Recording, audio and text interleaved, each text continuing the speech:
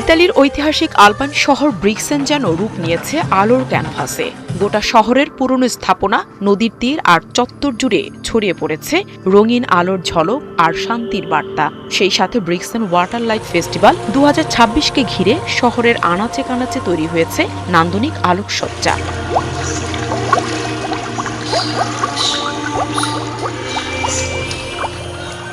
Imagine piece প্রতিপাদ্যে আয়োজিত ব্রিক্সেন water light ফেস্টিভ্যালে এবার বিশেষভাবে উঠে এসেছে ইউক্রেন যুদ্ধ ও বিশ্ব শান্তির আহ্বান।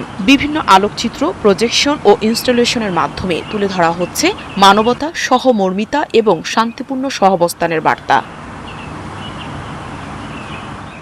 13টি দেশের শিল্পীদের তৈরি 24টি আলোক নির্ভর শিল্পকর্ম শহরের ভবন, স্কোয়ার এবং আইজেক ও রিয়েঞ্জ নদীর তীর জুড়ে প্রদর্শন করা হচ্ছে।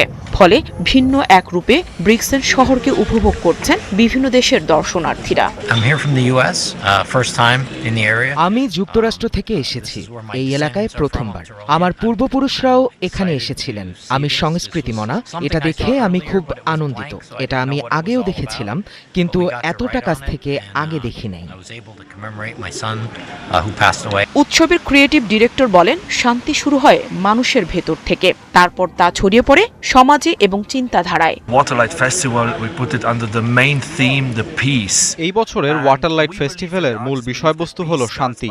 আমরা এবং শিল্পীরা বিশ্বাস করি শান্তির শুরুটা আমাদের নিজেদের থেকেই আসুক। এর সূচনা শান্তিপূর্ণ চিন্তাভাবনা থেকেই উদিত হয়। সমগ্র সমাজের জন্য এটি ইতিবাচক বিষয়। আলোকশিল্পীরা পানির সাথে আলোর মেলবন্ধন ঘটিয়ে উৎসবটিকে অনন্য করে তুলেছেন। আগামী 16 মে পর্যন্ত চলবে এই Brixen water light festival. Nahida Rinthi, 71।